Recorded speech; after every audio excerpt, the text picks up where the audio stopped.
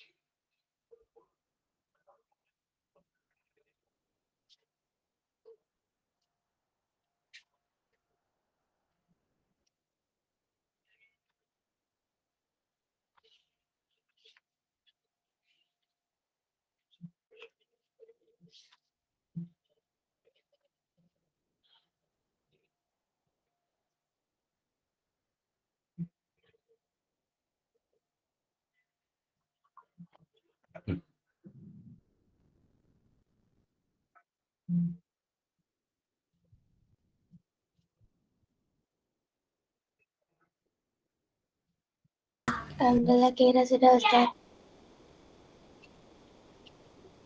Baik, sabar ya.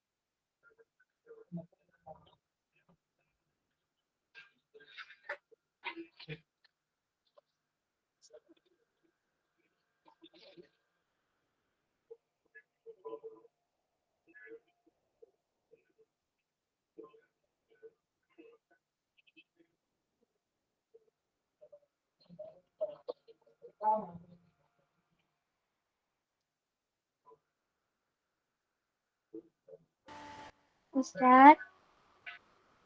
Ya, Sabri Ustaz. sudah ya. Ustaz tiba-tiba di sana error Ustaz. Jadi anak tidak bisa lanjut. Baik. Samira tidak mengikuti kuisis ya Ustaz.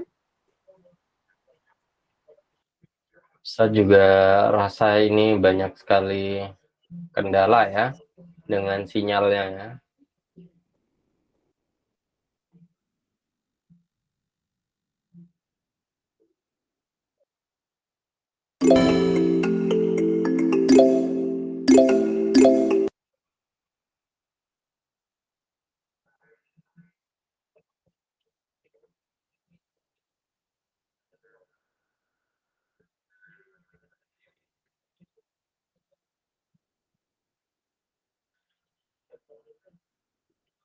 Baik, Ustaz akhir ya, Solihah. Belum selesai Ustaz. Belum selesai Ustaz. Sudah selesai.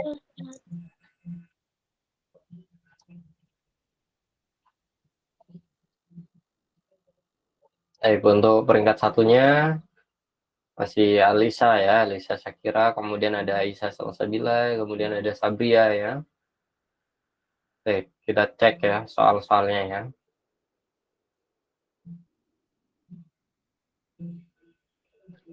Assalamualaikum warahmatullahi wabarakatuh, Ustaz. Afwan, saya izin ya, Ustaz. Mau final. Kenapa? Oh iya, silakan Alisa. Pakai matematika. Ya, semoga berhasil ya.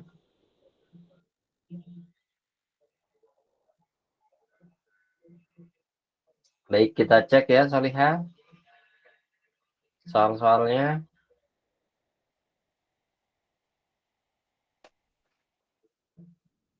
Nah, ini ya, alat pencernaan makanan yang menghasilkan enzim untuk membantu dalam proses pencernaan makanan secara kimiawi ada pada Lambung. lambung ya. Lambung. Pada lambung itu ada enzim apa namanya? Pepsin ya. Baik, kemudian alat pencernaan pada manusia secara mekanik terjadi pada mulut ya, ketika kita mengunyah ya. Nah, pada lambung juga terjadi proses pencernaan mekanik ya. Baik, ada lagi satu yang menggunakan pencernaan secara mekanik atau mekanis ya, yaitu ketika tenggorokan atau kerongkongan kita mendorong makanan ke lambung ya. Namanya gerak apa itu? Ada yang tahu? Peristaltik ya. Baik. Gigi yang berfungsi untuk mengoyak makanan adalah gigi taring ya.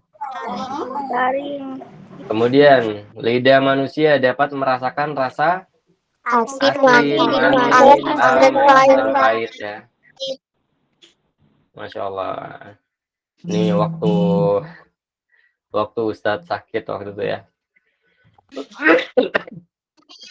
Gerakan meremas makanan pada kerongkongan disebut dengan bukan meremas sih sebenarnya ya, tetapi dia mendorong makanan ya untuk menuju ke gerakan-gerakan memang seperti meremas, tetapi tidak benar-benar meremas ya.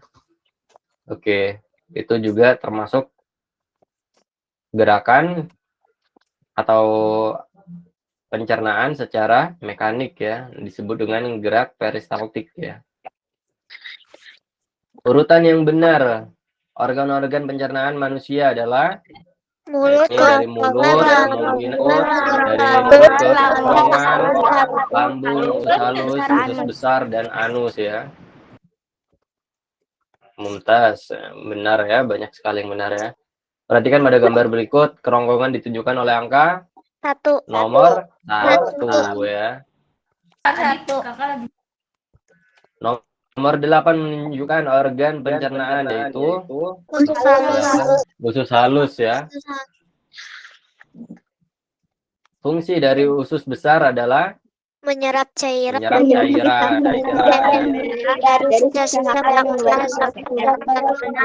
proses membuskan dan bantuan dari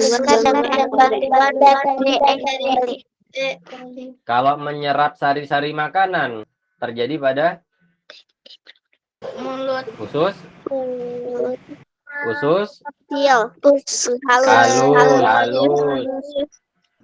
halus ya, tempat penyerapan sari-sari makanan.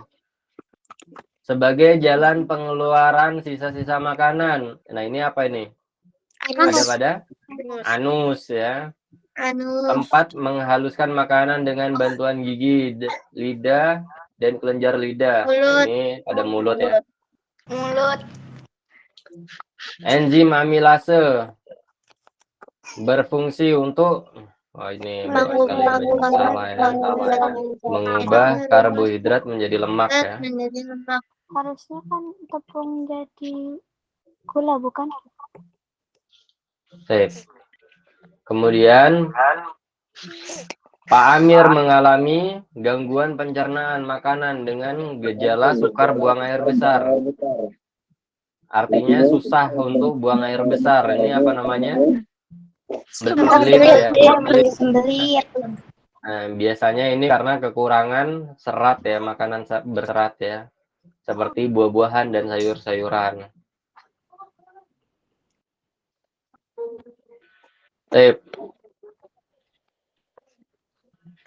Tahukah kamu bahwa panjang saluran bisa mencapai 30 meter? Dengan mengetahui dan mengerti tentang sistem pencernaan makanan, maka kamu dapat memahami cara menjaganya agar tetap sehat. Nah, bagaimana cara menjaga alat pencernaan kita? Itu bisa dengan cara tidak teratur. Tidak teratur. Makanan tidak teratur. Makanan tidak teratur. oh, pantesan ya. Ternyata yang diminta itu jawaban yang salah ya. Ya benar ya. Maka jawabannya adalah yang pola makan yang tidak teratur ya. Kalau diminta jawaban yang salah. Tadi kita kira diminta jawaban yang benar ya. Kalau yang benar, maka makan makanan yang sehat, kemudian olahraga secara teratur ya, menjaga kebersihan lingkungan, sayur-sayuran itu makan buah-buahan, cuci dulu ya.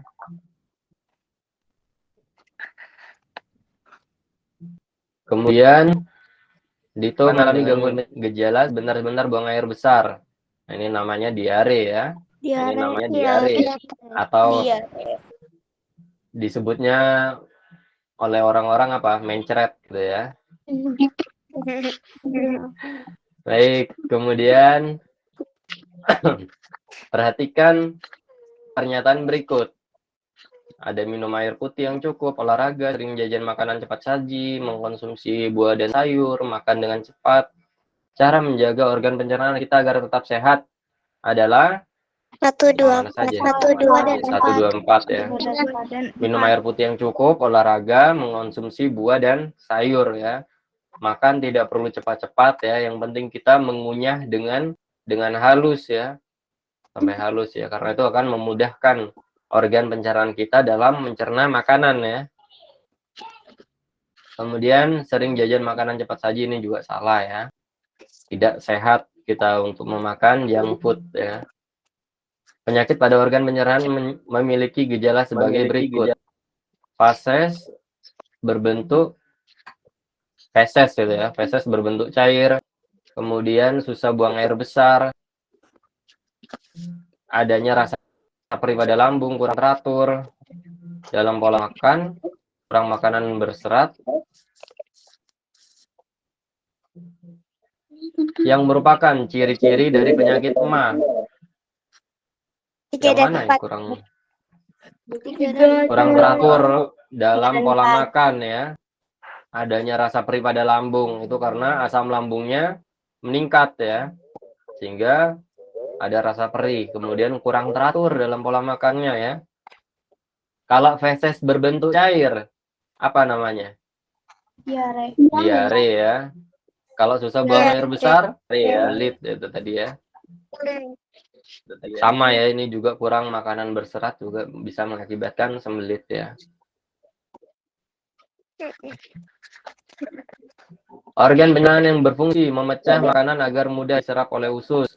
Nah, ini jawabannya adalah yang mana? Yang mana? Yang lambung. Lambung ya.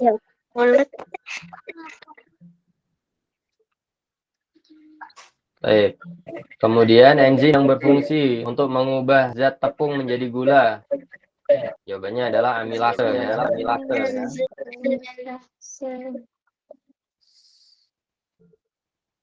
Usus halus terdiri dari 3 bagian. Ada usus 12 jari, kemudian usus kosong, dan usus penyerap. Nama lain dari esofagus, kerongkongan.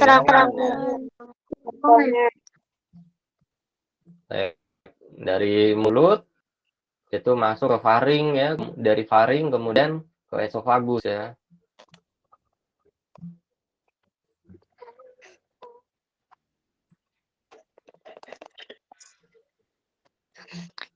Aku memiliki panjang kira-kira 17,5 meter. Aku membantu proses penyerapan sisa makanan. Nah, ini pasti berada pada usus halus ya. Proses penyerapan sisa makanan dan penyerapan air. Sisa zat cair dialirkan ke ginjal. Aku sangat berperan dalam proses pencernaan manusia. Aku adalah usus 12 jari ya jawabannya. Cari. Panjang sekali ya, sampai 17,5 meter ya. Dia memang sangat panjang sekali, tetapi melingkar-lingkar ya di perut kita ya. Sehingga muat perut kita ya. Padahal aslinya panjang sekali ya. Baik, kita lanjutkan.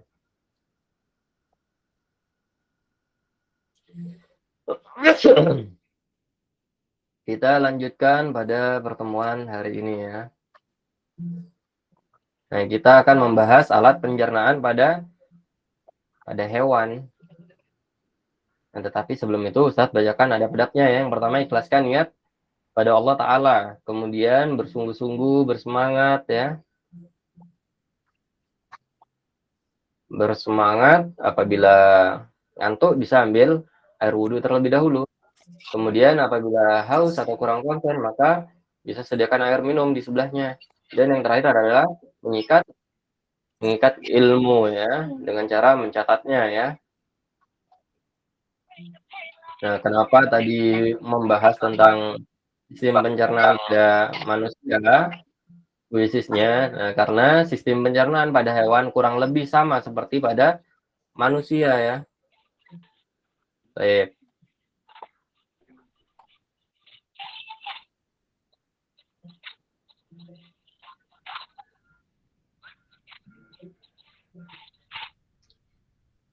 Pertama, pada cacing ya.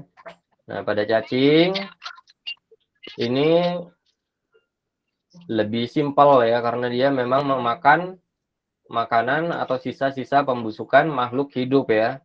Nah, pada cacing atau Annelida, dia hanya memiliki mulut, kemudian faring, kerongkongan, tembolok, empedal, usus ya, dan anus ya. Nah, mulut digunakan untuk masuknya makanan ya ke dalam tubuh cacing, kemudian masuk ke dalam faring ya, masuk ke dalam kerongkongan, kemudian diterima oleh tembolok ya. Tembolok di sini sebagai tempat penyimpanan makanan sementara ya, kemudian masuk ke empedal ya. Nah, empedal ini mirip seperti lambung ya, dia memiliki kerja juga sebagai alat pencernaan mekanik ya. Di situ juga makanannya dilakukan pencernaan secara mekanik ya. Kemudian dialirkan lagi menuju usus ya. Di dalam usus diseraplah makanan-makanan cacing tersebut ya. Sedangkan sisa-sisa dari proses pencernaannya akan dibuang melalui anus ya.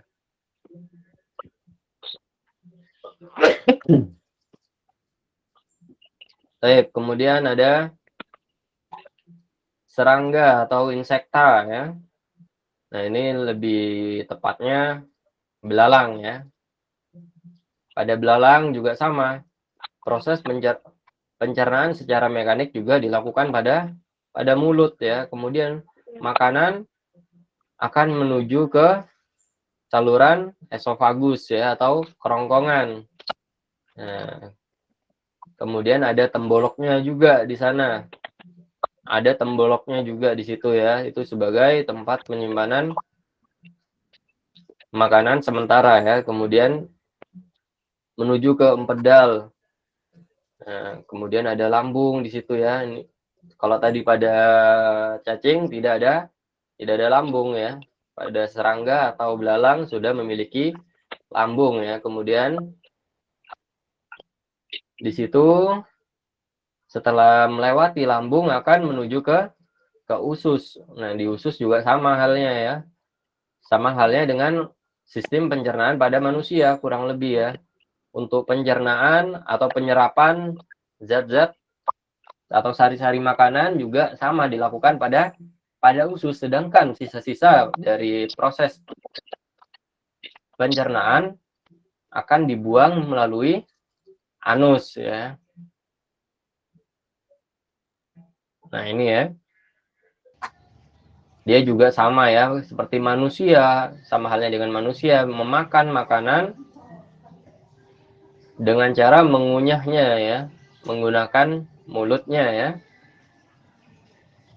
Maka dari tadi kita membahas tentang alat pencernaan pada manusia karena kurang lebih sama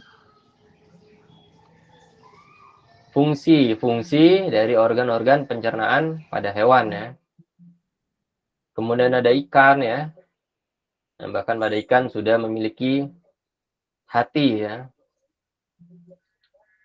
Kemudian ada pyloric sesum di situ. Ini sama halnya seperti usus gitu ya. Fungsinya mirip seperti usus walaupun di situ sudah ada usus juga ya. Kemudian ada lambung. Nah, sudah ada lambung di sini. Kalau dari ikan, makanan akan masuk melalui mulut. Nah, tetapi pada mulut tidak ada enzim ya, tidak ada enzim di situ. Di situ hanya berguna sebagai alat pencernaan mekanik ya. Kemudian akan dikirim ke esofagus, kemudian dari esofagus ke lambung ya. Nah, itu kelihatan itu ya Nah, ini esofagusnya ya, dari mulut kemudian masuk melalui mulut menuju ke esofagus atau kerongkongan ya. Nah, kemudian akan masuk melalui lambung. Nah, dari lambung kemudian akan diserap oleh ususnya ya. Ini masih menggunakan anus sebagai tempat pengeluaran sisa-sisa dari proses pencernaan makanan ya pada ikan ya. Nah, nanti ada yang berbeda ya.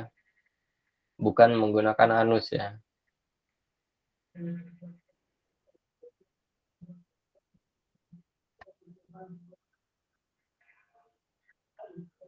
Nah, ini beberapa ikan sedang makan ya. Ini di mana? Nah, ini ya. Ada yang berbeda di sini. Di sini menggunakan kloaka sebagai tempat pengeluaran sisa-sisa proses pencernaan ya. Nah, jadi beberapa hewan yaitu misalnya amfibi ya, amfibi itu katak ya, kemudian ada reptil. Nah, nanti ada contohnya seperti buaya ya. Kemudian ada burung juga ya atau aves ya. Nah, ini menggunakan kloaka sebagai tempat keluaran zat-zat sisa-sisa pencernaan. Nah, kloaka ini juga tidak hanya digunakan untuk proses pengeluaran zat-zat padat dari hasil pencernaan, tetapi juga digunakan sebagai alat reproduksi di situ juga ya. Kemudian juga digunakan sebagai alat untuk apa namanya ya, kencing ya, atau buang air kecil itu ya. Baik, kemudian nah, jadi semuanya itu ada pada kloaka ya. Nah, pada hewan amfibi contohnya adalah pada katak ya. Ini memiliki keunikan tersendiri pada sistem pencernaannya ya, terutama pada mulut. Nah, pada mulutnya terdapat lidah yang sangat unik ya. Jadi tidak hanya berguna untuk meletakkan makanan ketika dia mengunyah. Nah, kalau pada manusia kita makan ya, mengunyah itu menggunakan lidah untuk meletakkan makanannya. Nah, jadi pada katak pun juga sama, tetapi ada fungsi tambahan pada lidah katak. Apa fungsi tambahannya? Nah, fungsi tambahan lidah pada katak itu berguna untuk menangkap makanan ya. Baik. Secara umum juga sama ya, memiliki kerongkongan, kemudian ada lambung di situ ya, dari lambung akan disalurkan lagi menuju ke usus ya. Nah, kemudian sisa-sisanya setelah diserap sari-sari makanannya pada usus akan dibuang ya, sisa-sisa dari hasil proses pencernaannya akan dibuang melalui kloaka ya. Nah,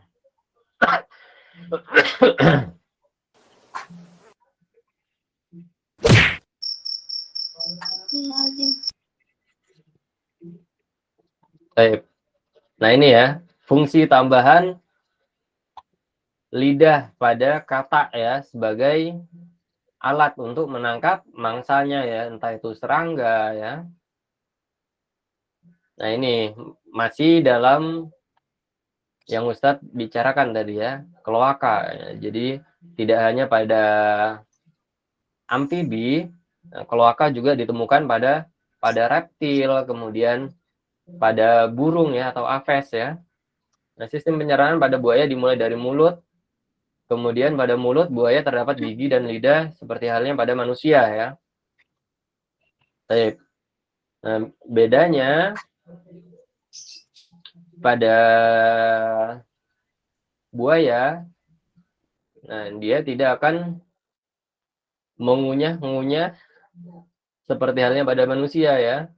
Jadi makanannya akan langsung ditelan masuk ke dalam tubuhnya ya. Nah, maka dari itu kita sering melihat ya beberapa buaya yang telah memakan manusia. Nah, manusianya masih dalam keadaan utuh di dalam tubuh buayanya ya. Masih dalam keadaan utuh ya, karena memang fungsi dari gigi buaya tidak sama seperti halnya dengan manusia. Tidak sama halnya seperti dengan manusia ya.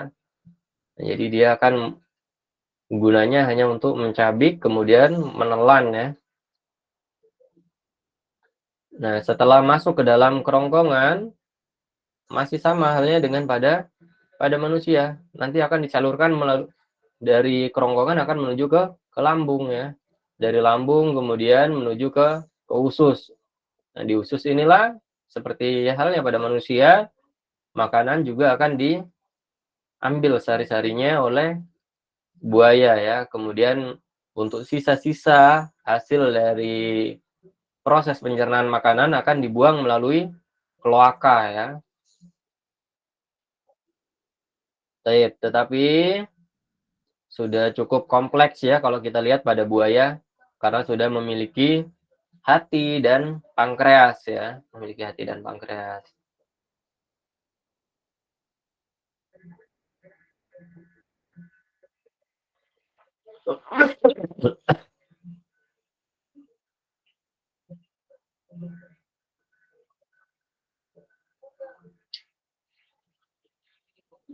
Cengkeraman pada gigi buaya ini cukup kuat. Nah, jadi kita apabila bertemu dengan buaya ya tidak perlu untuk dekat-dekat ya karena berbahaya ya hewan ini ya. Nah, masih pada hewan yang memiliki kloaka ya, yaitu burung atau aves ya. Dan tadi sudah dijelaskan ya bahwa ada 3 ya tadi ya, bahwa ada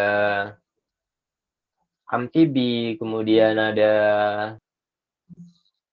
reptil ya, kemudian sekarang burung ya. Nah ini juga sama, dia juga memiliki kloaka ya. Nah maka dari itu kalau kita lihat pada burung, ya dia kencingnya ya di situ ya, di kloakanya ya, kemudian mengeluarkan fesesnya juga melalui kloaka ya, atau sisa-sisa yang padat itu ya, dari proses pencernaannya juga melalui kloaka ya. Nah pada burung ini dia menggunakan paruh untuk menangkap atau memasukkan makanan ke dalam mulutnya ya. Berbeda dengan hewan-hewan sebelumnya yang mana memiliki mulut untuk menangkap musuhnya ya. Ini hanya menggunakan paruh ya. Nah, jadi burung juga tidak memiliki tangan untuk membantu mereka memegang makanan mereka ya. Jadi hanya menggunakan mulutnya ya. Sebagai gantinya burung juga memiliki sayap untuk terbang. Nah, sayapnya inilah yang digunakan burung untuk untuk terbang. Entah itu untuk menangkap mangsanya ya, kemudian juga bisa untuk berpindah tempat ya. Bentuk paruh pada burung juga bermacam-macam sesuai dengan jenis makanannya ya. Nah, kalau kita lihat pada burung-burung yang dengan paruh-paruh yang kecil, nah, biasanya ini menggunakan paruhnya untuk memakan makanan yang biji-bijian ya. Sedangkan burung-burung yang menggunakan atau memiliki paruh yang besar kuat ya, runcing ya, ini biasanya adalah burung-burung yang pemakan daging-dagingan atau karnivora ya. Baik, contohnya misalnya elang ya. Nah,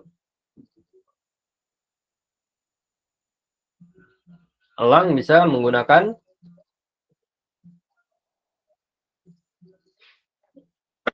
cakarnya yang kuat untuk menangkap mangsanya ya. Nah, kemudian setelah makanan masuk melalui paruh, dia akan melalui kerongkongan. Nah, kemudian pada burung terdapat tembolok ya sebagai tempat penyimpanan makanan sementara.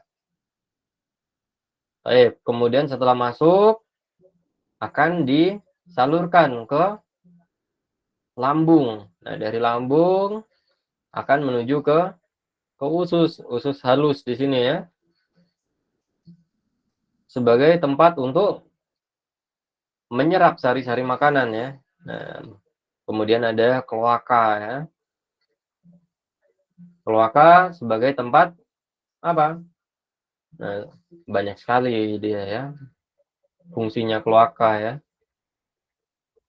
Sebagai tempat pembuangan sisa-sisa dari proses pencernaan makanan ya, salah satunya ya.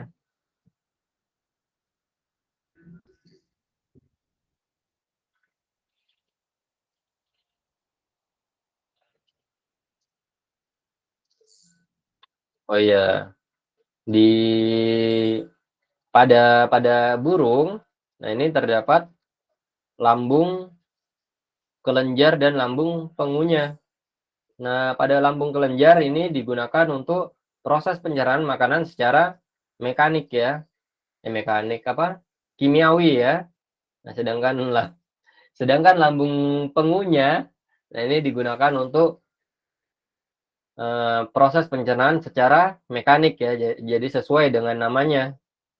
Jadi tidak perlu risau ya. Nggak bakal kebalik ya. Jadi kalau kelenjar, lambung kelenjar, nah ini digunakan untuk mencerna makanan secara kimiawi ya. Sedangkan untuk lambung pengunyah ini digunakan untuk proses pencernaan makanan secara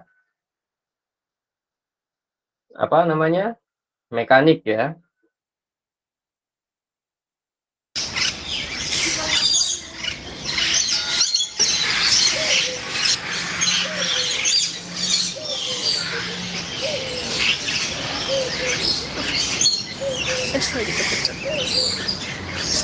Baik.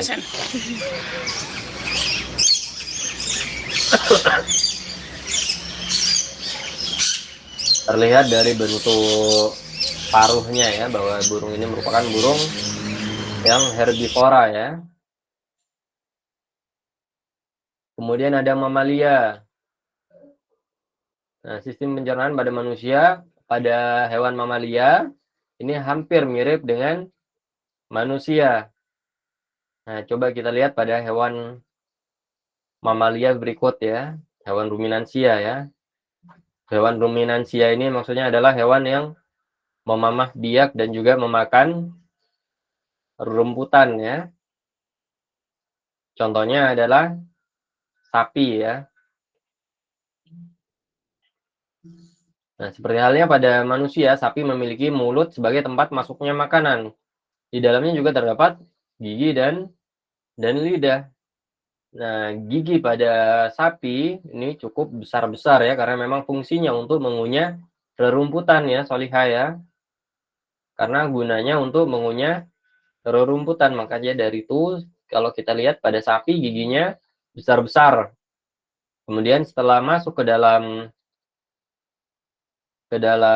mulut, nah kan masuk ke kerongkongan. Makanannya akan masuk ke dalam kerongkongan. Baik, setelah masuk ke dalam kerongkongan,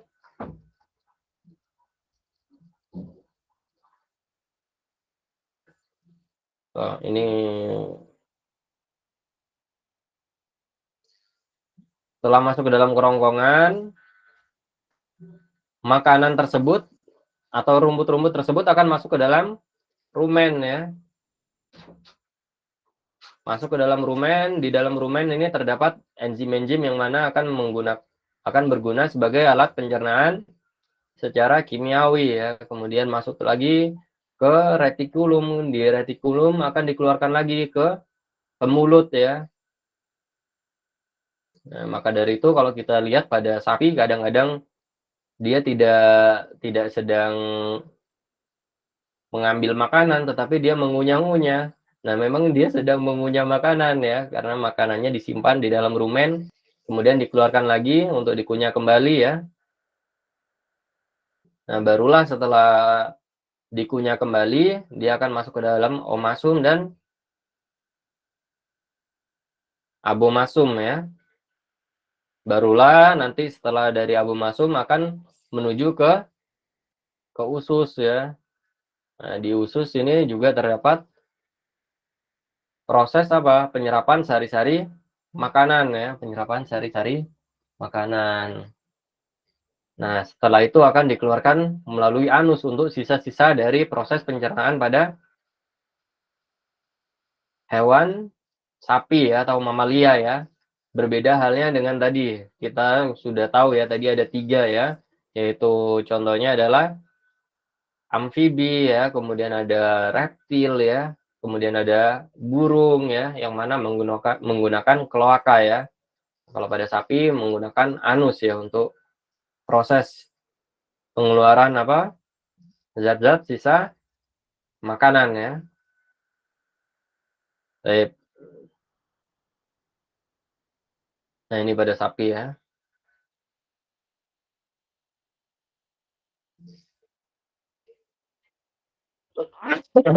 Tugas di rumah bisa dibuka halaman 58 ya, Solihah ya.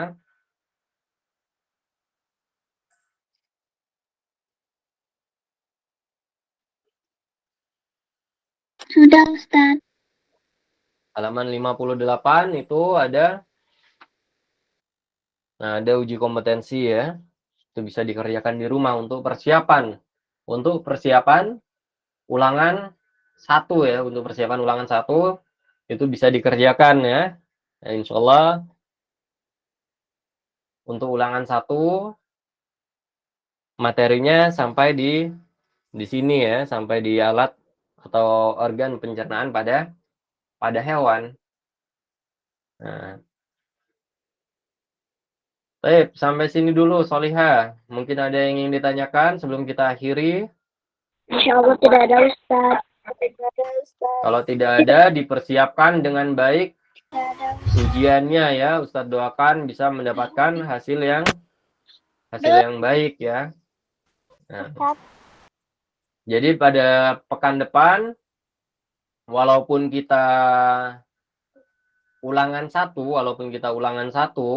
nah tetap ada kelas online ya, karena memang nanti ujian atau ulangan 1-nya ini menggunakan Google Form ya, jadi tetap ada kelas online. Kenapa Alesa? Yang nomor 1 itu gambarnya di mana? Oh, nomor 1. Yang uji kompetensi itu.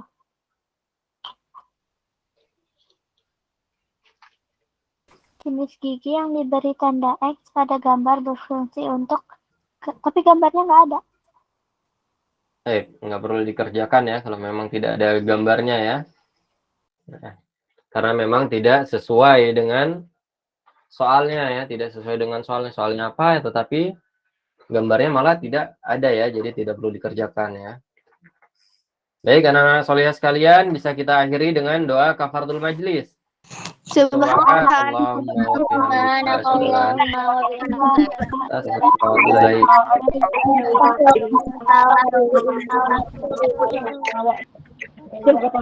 Baik, kita akhir ya. Assalamualaikum warahmatullahi wabarakatuh.